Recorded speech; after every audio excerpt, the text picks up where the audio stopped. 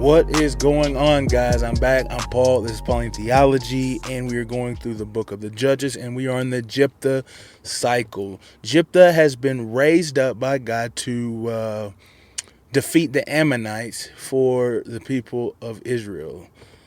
It's been weird so far because they cast him out, and then they want him to come back, man.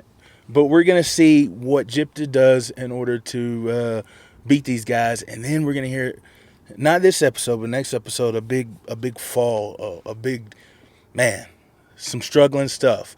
Because the people of Israel, the judges of Israel are getting worse and worse and worse. And we're going to see that as we continue to study. But right now, let's stick with Jephthah. So if you haven't read Judges 11, 12 through 29, go ahead, stop, pause right now, read it, and come back. And if not, man, we're going to go ahead and jump into it. We do the four things here. You know that, right? First, we talk about what actually happened in the story. Second, we go ahead and talk about who God is, or a character that's displayed through the story that we're reading, or the section that we're reading. And then third, we talk about a character of man that is displayed through this. And then finally, we talk about how we can apply these truths of the story that we've learned to our lives. So what happened? Well, we find that Jephthah, elevated to this status, goes ahead and starts the ball rolling, man. They said they was going to give him the job if he takes care of the Ammonites, and so they put him in the position he's supposed to get, and then he goes and he tries to take care of him. He talks to the king of Ammon. He's like, hey, bro, why are you trying to make war with us? What is the reason that you're going after us? And the guy comes back with these words. He says, it's because you took the land from us when you came up out of Egypt. It says you stole the land from us and we want it back. So if you just give it back, man, hey, everything's gravy. It's all peace. Well, Jephthah know his history. He know the history of his people, man. As a young Hebrew boy, he was taught in school to the understanding of what God had done for his people. And so he already gave back an answer. He's like, nah, bro, that is not going to cut it, man. That ain't how it went. We didn't take the land from you. He's like, matter of fact, we were in the desert and we just chilled. We didn't do nothing for you. We came to Kadesh. That's all. And then when he sent as messengers, the king of, I think Sihon, the king of the Ammonites, was like, no, you took the land from us. You stole it from us, man. And we want it back. Give it back now. Well, then Jephthah come back one more time and he's like, nah, bro, that's not the way it went. And then he goes on to give a long explanation of how God had called his people up out of Egypt, and that his God, Yahweh, had delivered them into the hands, and how they tried to go through all these different areas but were not allowed. And then finally they resided across the street from a city, and they didn't even go into the city because they knew it wasn't their land. And they asked if they could pass through this land so that they can get to their land. But the person there was like, nah, we're not going to pass through the land. You can't pass through the land, because they didn't trust them. And so instead, they actually went to war with them. And because they went to war with them, God gave them into their hands. And when he gave them into their hands, they acquired all of the land that they have now. And then after they acquired all of this land, after they possessed all this land, then Jephthah asked the question. He's like, so we've had this land for quite some time now, but while that time has happened, you haven't tried to get back, quote unquote, your land. So why are you trying to get it back now? He's like, because didn't your God give you your land while our God gave us all of this good and bountiful land? So if that's true, he's like, may the righteous God judge over all of this. He says, man, may God, Yahweh, judge over all of this.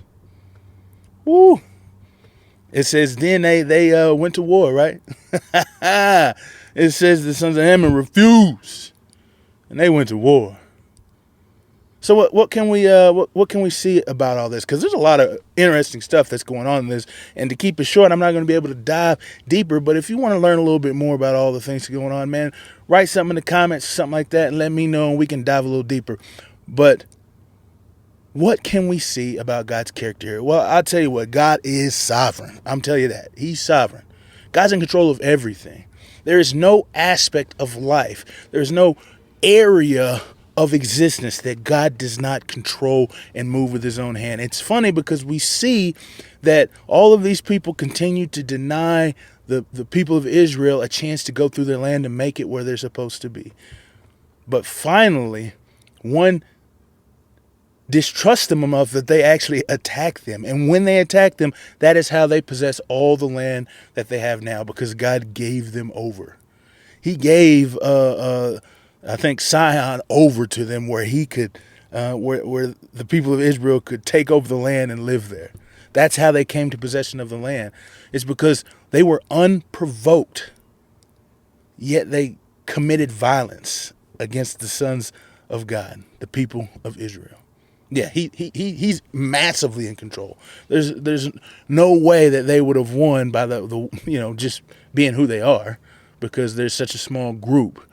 But in so doing, God stirred up the anger of this king to go against them, and he also delivered them with the power of his will and might so that Israel could have that land. What a sovereign God.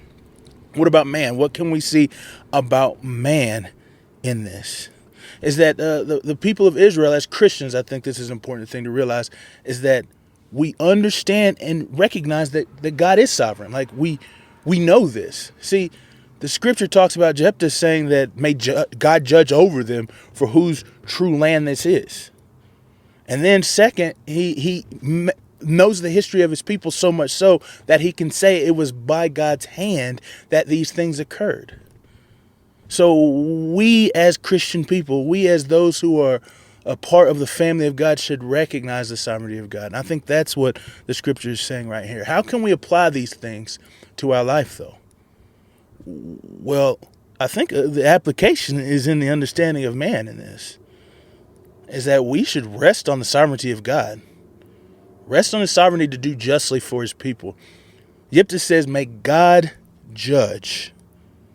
And so when we're being persecuted, when we're being beaten, when we're being falsely accused of doing things that we never did in any way, shape, or form, we have to be able to rest and trust in the sovereignty and in the goodness of God for his people. Now, there's a caveat to that, though. It's because we must be blameless and innocent in our ways to others as we live this life, just as in the story that Jephthah told of his family, that they acquired the land by legitimate means. That means as we live our lives under the name and the banner of God, that we live our lives that would honor that. So when it is time for us to say or do or act or rely on and trust in, we can, because we know that we are in the favor of God. Man, I hope that you have learned something from this, and it was good talking with you guys.